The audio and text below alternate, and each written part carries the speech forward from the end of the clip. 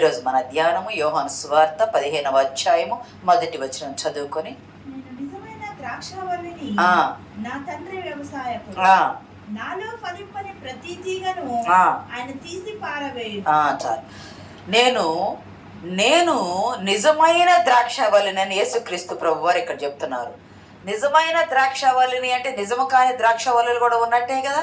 కానీ ప్రభు ఇక్కడ నిజమైన ద్రాక్షావల్లిని అని చెప్పటం మాటలో, యోహాను సువార్తలో నేనే జీవాహారము, నేనే పునరుద్ధానము, నేనే మార్గము, నేనే గొర్రెల కాపు, ఇట్లా నేనే అనే మాటలు ఉన్నాయి. వాటిని ఏమంటారంటే ఐఆమ్ సేయింగ్స్ అంటారు. నేనే అనే మాట అది ప్రభువు తప్ప ఎవరు కూడా అనలేరు. ఆ 7 మాటల్లో ఈ చివరి మాట నేనే నిజమైన ద్రాక్షావల్లిని గమనించినట్లయితే, ఇది పాత నిబంధనలో ఉన్న ఇజ్రాయేలుకి, నూతన నిబంధనలో ఉన్న యేసుక్రీస్తు ప్రభు వారికి ఇక్కడ వ్యత్యాసాన్ని చెప్పడము జరిగింది. పాత నిబంధనలో ఆదికాండం 49వ అధ్యాయం 22వ వచనంలో యేసేపుని ఏమన్నారంటే ఫలించడి కొమ్మ. యెషయా గ్రంథంలో మనం కూడా చూసుకున్నాం కదా, 5వ అధ్యాయం 1 నుండి 7 వచనాలు కానీ, కీర్తన 88:9 వచనాలు కానీ గమనించినట్లయితే, కీర్తనలో చదవండి ఒకసారి. 88:9 వచనాలు.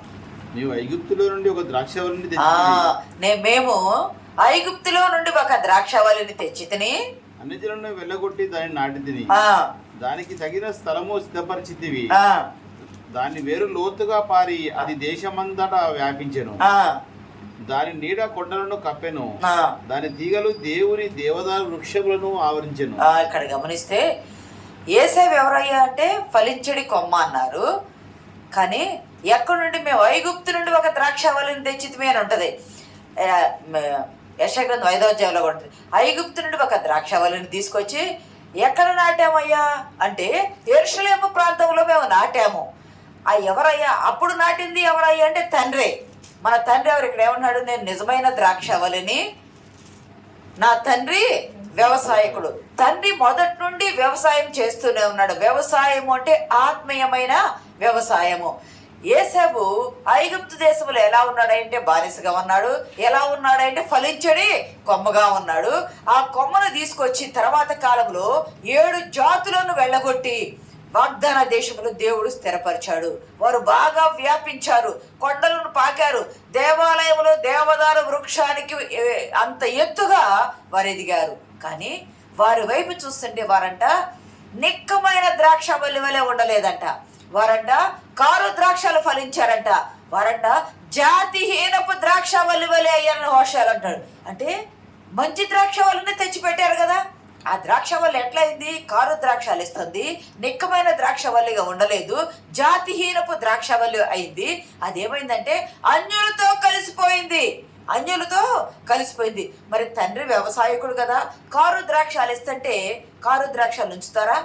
ఒకసారి మీకు గుర్తుందా, ఎలీషా కాలంలో ఒక శిష్యుడు కూడా వెళ్ళి కూరాకులు తీసుకొద్దామని వెళ్ళేసి వెర్రి ద్రాక్ష ఆకు తీసుకొచ్చి వంట చేస్తే దైవజనుడు దానిలో విషం ఉంది అంటాడు. దాన్ని ఎలీషా మార్చేస్తాడు, అది వేరే విషయము. కానీ వెర్రి ద్రాక్షాలు ఉంటాయి, కారు ద్రాక్షాలు ఉంటాయి, జాతిహీనపు ద్రాక్షాలు ఉంటాయి, నిక్కము కాని ద్రాక్షాలు, అన్ని రకరకాలైన వాటిలో ఉంటే దేవుడు ఏమంటాడు? నేను నిజమైన ద్రాక్షవల్లిని, మిమ్మల్ని మంచి ద్రాక్షవల్లి, శ్రేష్టమైన ద్రాక్షవల్లిగా తీసుకొచ్చి అన్యజనులను వెళ్ళగొట్టి నేను నాడితే మీరేమంటారంటే మంచి ఫలములు మీరు ఫలించట్లేదు, తీగలు సారం తీసుకుంటున్నాయి, బలం తీసుకుంటున్నాయి, నేలని భూసారం లేకుండా చేస్తున్నాయి, అంతా చేస్తున్నాయి, కానీ మీరు ఫలాలు ఇవ్వటం లేదు. అప్పుడేం చేస్తాడు? ఆ తోట వ్యవసాయకుడు కానీ ఆ తోట యజమాని కానీ వాటి తీగలను కత్తిరిస్తాడు. ఆ తీగలు ఏమిటి తీగలు అంటే మృతమైన తీగలు. ఆ తీగలు మృతమైన తీగలు. యేసుక్రీస్తు ప్రభు వారు ఇక్కడ నేను నిజమైన ద్రాక్షావల్లిని, నా తండ్రి వ్యవసాయకుడు, నాలో ఉండి ఫలింపని ప్రతి తీగ కూడా కత్తిరించి వేయబడతారు. గమనించండి, అసలు ఈ ఇజ్రాయెల్ దేశంలో జాతీయంగా కూడా ఈ ద్రాక్ష గుర్తును పెడతారు. ద్రాక్ష తీగను, ఒలీవ తీగను దేవాలయంలో పెడతారు, ఇళ్ల మీద దర్వాజాల మీద పెడతారు, పంచలలో పెడతారు, ఇంకా రకరకాల చోట అది ఆ గుర్తులు ద్వారముల మీద, పంచల మీద, ఇళ్ళకి అన్నిటి మీద పెడతారు. అది ఎందుకు అంటే ఇజ్రాయేల్ జనాంగానికి అది పోల్చబడింది.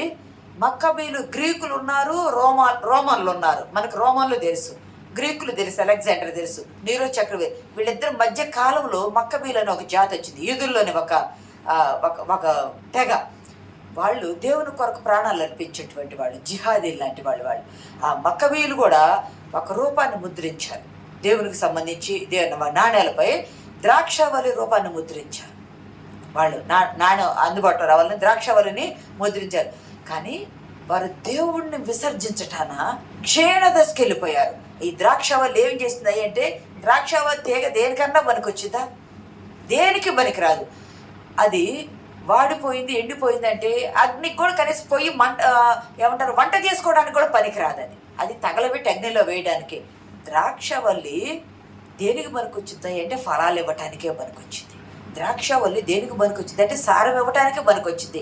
ద్రాక్షావల్లి ఎందుకు పనికొచ్చింది అంటే ద్రాక్ష రసం ఇచ్చి ప్రజలను సంతోషపరచడానికే పనికొచ్చింది.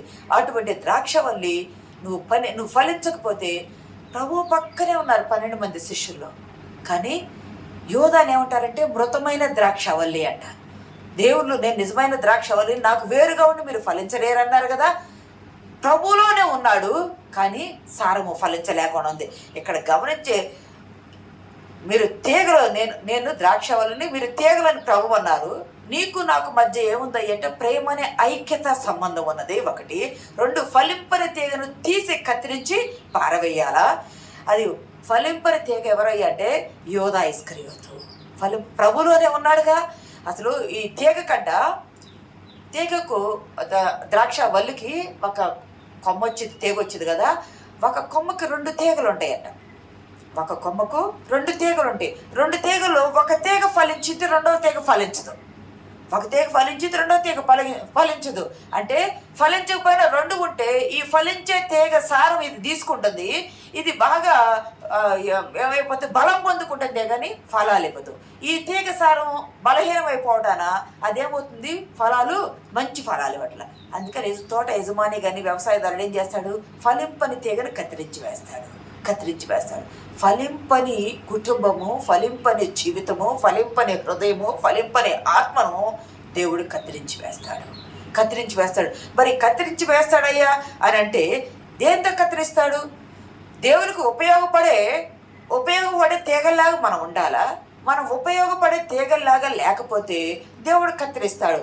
ఎలా కత్తిరిస్తాడయ్యా మనల్ని అంటే కష్టాలతో కత్తిరిస్తాడు, ఇబ్బందులతో కత్తిరిస్తాడు, రకరకాల బాధలతో కత్తిరిస్తాడు, దిద్దుబాటు చేస్తాడు, క్రమశిక్షణలో పెడతాడు. మన హృదయంలో కానీ, మన మనసులో కానీ, మన పరిస్థితుల్లో కానీ, మన అనుభవాల్లో కానీ పనిచేస్తూ అనవసరమైన వాటిని ఎక్కడెక్కడ ఉంటే మన హృదయాల్లో ఉంటాడు, మన మనసుల్లో ఉంటాడు, మన పరిస్థితుల్లో ఉంటాడు, మన అనుభవాలతో ఉంటాడు. అన్నిట్లో ఉండి పనిచేస్తూ అనవసరమైన మనలో ఉంటాయి అనుకో ఏదైనా, వాటిని ఏం చేస్తాడంటే కత్తిరించి పారవేస్తాడు. అన్ని మన శ్రమలో కూడా ఉంటాడు. ఆ శ్రమలు ఎందుకు పెడుతున్నాడయ్యా? అది యెషయా గ్రంథంలో ఒక మాట చూడండి, 48వ అధ్యాయము 9వ వచనం చూడండి.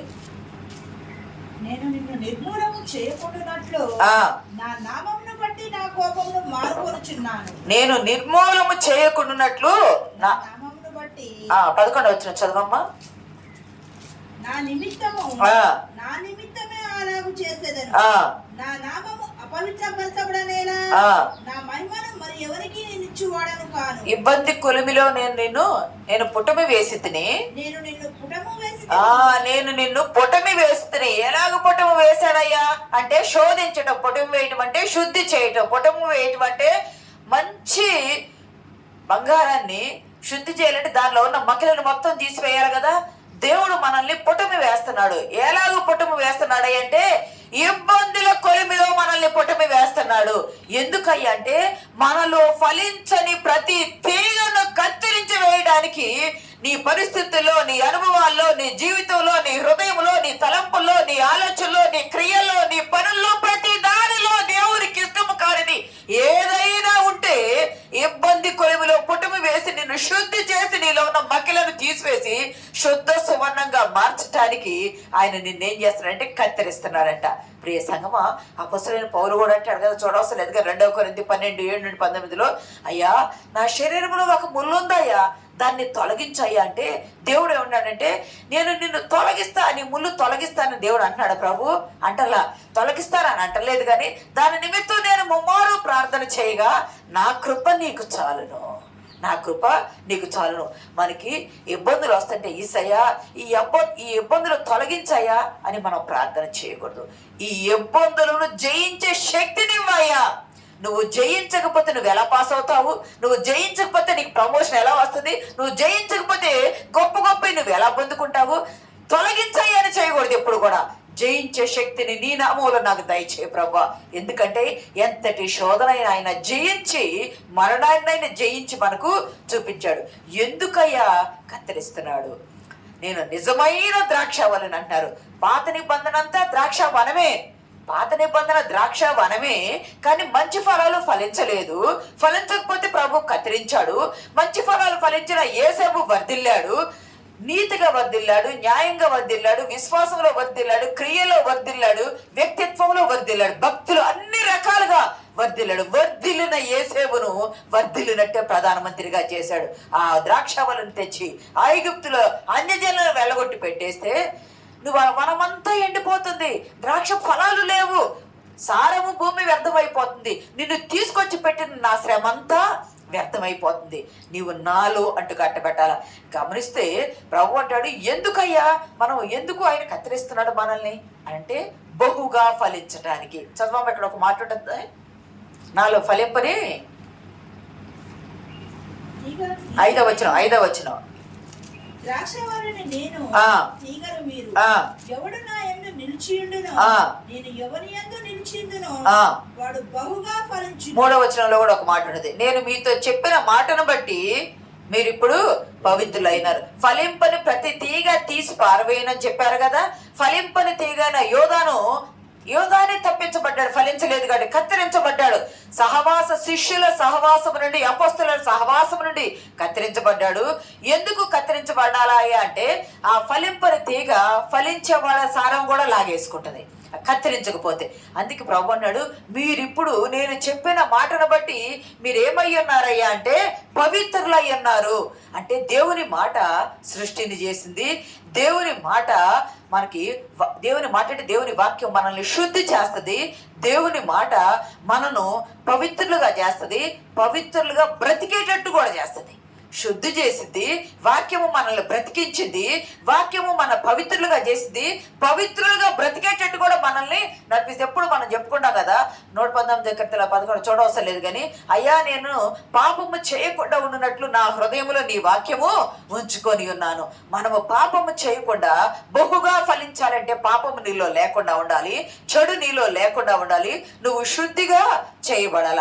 ఎందుకయ్యా అంటే పాత నిబంధనలు ఇక్కడ మనం చాలా జాగ్రత్తగా వినాల్సి వచ్చింది. పాత నిబంధనలో దేవుడు ఎట్లా ఉన్నాడయ్యా అంటే పాత నిబంధన నిర్గమాకాండం 25:8 ఒక మాట అంటాడు, నేను వారిలో నివసించినట్లు చదవండి ఆ మాట, వారు నాకు పరిశుద్ధ స్థలము నిర్మింపవలెను. పాత నిబంధనలో దేవుడు ఏమంటాడంటే నేను వారిలో నివసించినట్లు వారు నాకు పరిశుద్ధ స్థలము నిర్మింపవలెను. అంటే దేవుడు ఏమంటాడు, వారిలోకి వెళ్తానంటున్నాడు, వారిలో నివసిస్తానంటున్నాడు. అదే 29:45 నేనే వారి మధ్య నివసించి వారికి దేవుణ్ణి యందును, వారు నా ప్రజల యందురు. పాత నిబంధన అంతా దేవుడే దిగివచ్చి వారి మధ్య నివసించాడు. వారు తనకు ప్రజలై వారికి ఆయన దేవుణ్ణి అన్నారు. కానీ ఇప్పుడు నూతన నిబంధనకు వచ్చేటప్పటికి యేసుక్రీస్తు ప్రభు వారు ఏమన్నారు, నా యందు అంటే ప్రభువు యందు నిలిచి ఉండని ప్రతి తీగ కత్తిరించి పారవేయును. పాత నిబంధన అంతా దేవుడే వచ్చి వారి మధ్య నివసించాడు, వారిని తన ప్రజలు చేసుకున్నారు, వారికి దేవుడుగా ఉన్నాడు, వారి మధ్య పరిశుద్ధ స్థలం ఉంది. నూతన నిబంధనకు వచ్చేటప్పటికి యేసుక్రీస్తు ప్రభు వారు ఏమనంటే మీరు నా యందు ఫలించాలి. నేను వచ్చి మీ మధ్య ఉన్నాగా, మీ మధ్య ఉన్నప్పుడు మీరు ఫలించాలి కదా. మీరు ఇప్పుడు ఫలించాలంటే ఎలా ఫలించాలి? బహుగా ఫలించాలి. మీరు ఫలించాలి, ఇంకా బహుగా ఫలించాలి. ఎలా ఫలించాలి అంటే నా యందు మీరు నిలిచి ఉండాలా. నా యందు ఉంటేనే, అందుకని యాకోబు పత్రిక 4:8-9 ఒక మాట ఉంటుంది కదా, నేను మీ మధ్యకు వచ్చి నేను నివసిస్తాను, మీరు నా యొద్దకు రండి, నేను మీ యొద్దకు వచ్చును. పాత నిబంధనలు దేవుడే వారి యొద్దకు వచ్చాడు. నూతన నిబంధనలు యేసుక్రీస్తు శరీరధారి వచ్చినప్పుడు మీరు బహుగా ఫలించాలయ్యా. బహుగా ఫలించాలంటే నా యందు మీరు నిలిచి ఉండాలా. నా యందు నిలిచి ఉండకపోతే మీరు దేవుని యొద్దకు రండి, అప్పుడు ఆయన మీ యొద్దకు వచ్చిన చూడు 4:8 లాస్ట్లో, దేవుని యొద్దకు రండి. ఒకప్పుడు దేవుడు మీ దగ్గరకు వచ్చాడు, మీ మధ్య నివసించాడు, మీరు బహుగా ఫలించాలి. కానీ మీరు అన్యుల వైపు తిరుగుతూ ఉన్నారు. కానీ మీరు బహుగా ఫలించే అన్య జనులకు మీరు ఒక విస్మయాస్పదముగా ఉండాలంటే మీరు ఎలా ఉండాలి అంటే నా యందు మీరు ఫలించాలి, నా యందు మీరు నిలిచి ఉండాలి. అంటే ప్రభువు యందు నిలిచి ఉండేటువంటి పాత నిబంధన అంతా ద్రాక్షవనం ద్రాక్షవనం ద్రాక్షవనం అన్నారు. నూతన నిబంధనలు నేను నిజమైన ద్రాక్షవల్లిని ఎందుకన్నారంటే ఆయన మాత్రమే నిజమైన రక్తమును చిందించబడి ఇచ్చే ద్రాక్షవల్లి. ఇదిగో ఇది నా రక్తము అని మనకి ఇస్తున్నారు కదా, ఆయన ద్రాక్షరసం ఇచ్చాడు కదా. ఇదేమిటి, అది ద్రాక్షరసమా? కాదు, ఆయన ద్రాక్షవల్లి. ఆయన నుండి పిండబడి, గానుగులో పిండబడి, ఆయన నలగొట్టబడి, ఆయన ఓచి చిందించిన రక్తము నిజమైన ద్రాక్షవల్లి. ఆ రక్తము ద్వారా మనకు స్వస్థత, ఆ రక్తము ద్వారా మనకు రక్షణ, ఆ రక్తము ద్వారా మనకు పరలోకము. పాత నిబంధనలో పరలోకము లేదు. నూతన నిబంధనలు యేసుక్రీస్తు నందు ఉంటేనే, నిలిచి ఉంటేనే మనకి పరలోకం. ప్రియ సంగమా, దేవుని బిడ్డలారా, ఒక సమయం వచ్చింది, దేవుని ప్రజలకు ఒక సమయం వచ్చింది. ఆ వచ్చినప్పుడు వారు ఏం చేయాలంటే చిగుర్చాలా, పూయాలా, ఫలభరితంగా ఉండాలా. దేవుడు ఆదాముకు చెప్పాడు మీరు ఫలించాలి, ఫలభరితంగా ఉండాలి. నోవాహుకు చెప్పాడు ఎవరికైనా మీరు ఫలించాలా. ఫలించటం వల్ల దేవుని నామం మహిమ పరచబడింది. మనం ఎక్కడ నిలవాలయ్యా? మొదటి ఏమిటయ్యా అంటే నేను నిజమైన ద్రాక్షవల్లిని అన్నాడు. నిజమైన ద్రాక్షవల్లి మరి పాత నిబంధనలో లేదంటే పాత నిబంధనలో ద్రాక్ష వనమే ఉంది. ఆ ద్రాక్షవల్లిని తెచ్చి ఐగుప్తు నుండి కనాను దేశంలో స్థిరపరిచి అన్యజనులు వెడగొట్టి వనాన్ని చేస్తే వారు బాగా ఎదిగి ఫలించి కొండలు బాకి వారు తప్పిపోయారు. తప్పిపోయిన వారిని సరిచేయాలంటే, బహుగా ఫలించాలంటే యేసుక్రీస్తు ప్రభు వారే వచ్చారు. పాత నిబంధనలు దేవుడే వారి మధ్య ఉన్నారు. నూతన నిబంధనలు ప్రజలు దేవుని యందు ఉండాలా, దేవుని యందు ఉండాలా. అయితే ఇక్కడ ప్రభు అన్నాడు మీరు బహుగా ఫలించాలా. మీరు ఎక్కడ నిలిస్తే బహుగా ఫలిస్తారు అంటే యేసుక్రీస్తు ప్రేమ రక్తపు నేలలో, యేసుక్రీస్తు యొక్క ప్రేమ అనే రక్తపు నేలలో ద్రాక్షవల్లిని వేరు పారాల. ఆ ద్రాక్షవల్లి ఎక్కడ ఉంది? క్రీస్తు రక్తంలో ఉంది కదా. ఆ క్రీస్తు రక్తంలో నిలబడాల మనము, అప్పుడు మనం ఫలిస్తాము. 2, ఆయన శరీరములో అవయములుగా ఉండాలా. రాసుకోండి. 1 కొరింథీ 2:12, 1 కొరింథీ 12:13 వచనాలు. ఆయన శరీరంలో మనము క్రీస్తు ప్రేమ అనే రక్తంలో ఉండాల మొదటిది. 2వది ఆయన శరీరంలో అవయవాలుగా ఉండాల మనము. ఆయన సంఘం కదా, ఆయన సంఘంలో ఆయన శరీరం కదా, ఆయన శరీరంలో మనం ఒక్కొక్క భాగంగా ఉండాల. 3వది ఆయన ఆలయములో రాళ్ళుగా ఉండాలా. ఎఫెసీ 2:20-22 ఆయన ఆలయములో రాళ్ళ వలె ఉండాలా. 4వది ఆయన కుటుంబంలో సభ్యులుగా ఉండాలా. ఆయన మనకెవరు? తండ్రి. ఆయన మనకెవరు? కాపరి. ఆయన మనకెవరు? నిజమైన ద్రాక్షవల్లి. ఆయన మనకెవరు? తన ప్రాణమును పెట్టిన ప్రాణదాత. ఆయన కుటుంబంలో సభ్యులుగా ఉండాలి. చివరిగా ఆయన ఎవరై అంటే ఆయన ద్రాక్షవల్లి, మనము కొమ్మలవి తీగలుగా ఉండాలి, ఫలించే కొమ్మలుగా ఉండాలి, పనికిరాని తీగలుగా మనము ఉండకూడదు. ఎందుకు ఉండాలయ్యా అంటే బహుగా ఫలించడానికి ఉండాలి. ఎందుకు ఉండాలి అంటే బహుగా ఫలించడానికి ఉండాలి. ఫలించకపోతే నువ్వు కత్తిరించబడి అగ్నిలో వేయబడతావు. నీలో ఆత్మీయ ఫలములు ఉండాలా, నీలో శారీరక ఫలములు ఉండాలా, నీలో మానసిక ఫలములు ఉండాలా, నీలో దేవుని గురించిన పరిశుద్ధాత్మ ఫలములు ఉండాలా. శారీరక క్రియలు కాదు ఉండాల్సింది, ఫలములు ఉండాల. ప్రియ సంగమ దేవుని బిడ్డలారా, ఎందుకయ్యా అంటే బహుగా ఫలించడానికి. ఎందుకు ఉండాలంటూ కట్టుబడంటే రక్షణలో ఫలించడానికి, విస్తారముగా ఫలించడానికి, ఆత్మీయంగా ఫలించడానికి, ఆర్థికంగా ఫలించడానికి. నువ్వు ప్రతి ఏ విధంగానైనా నువ్వు ఫలించాలి అంటే అది ప్రభువులో నిలిచి ఉంటేనే నువ్వు ఫలిస్తావు.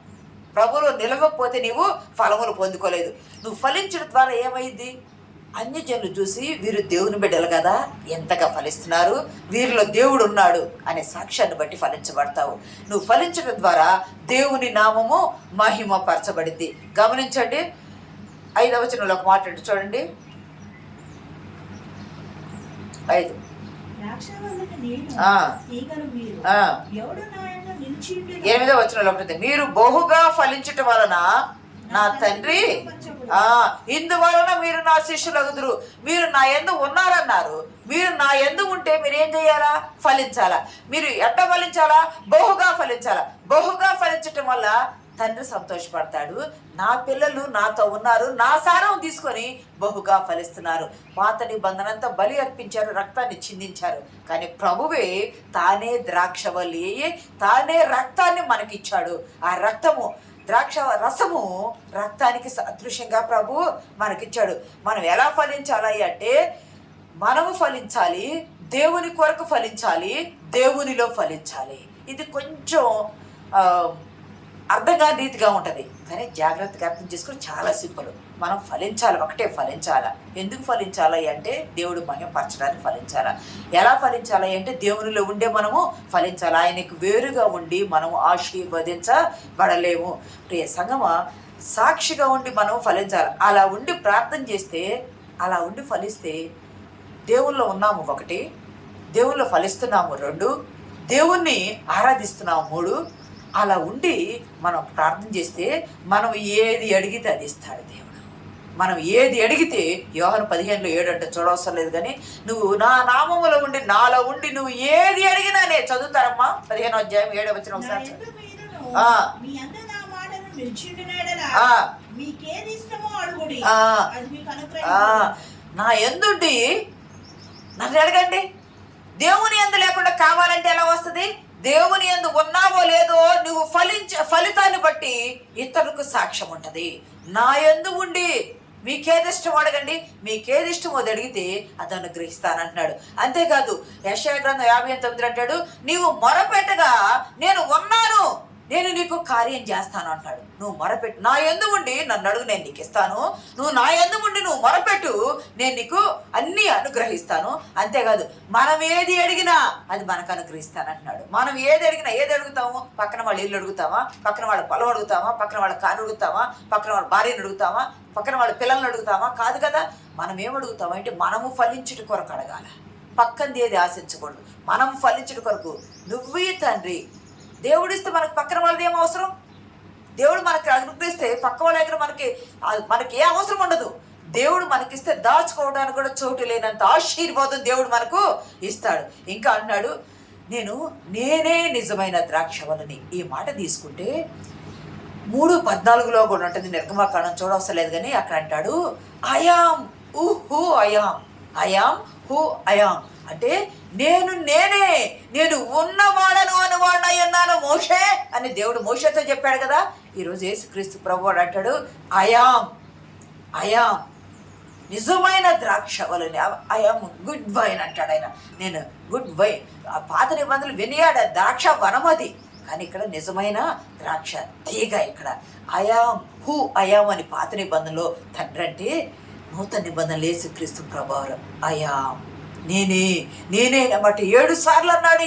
ఈ గ్రంథంలో యోహాను సువార్తలో 7 సార్లు అన్నాడు. నేనే అనే మాట ఏమైనా చేయగలిగే దేవునికి వాడబడిన మాట, సర్వశక్తివంతుడైన దేవునికి వాడబడిన మాట నేనే అని అంటాడు. ఇక్కడ యేసుక్రీస్తు ప్రభువారు నేనే నిజమైన ద్రాక్షవల్లిని అంటే, నా మాటను బట్టి మీరు పవిత్రులై ఉన్నారు, నా యందు మీరు నిలిచి ఉన్న నేనే అన్నాడు. నేనే నిజమైన ద్రాక్షవల్లి అన్నాడు. నా మాటను బట్టి మీరు పవిత్రులై ఉన్నారు, నా యందు మీరు నిలిచి ఉన్నారన్నారు, అందువల్ల మీరు బహుగా ఫలిస్తారన్నారు, అప్పుడు అన్ని మీకు అనుగ్రహించబడతాయి అన్నాడు.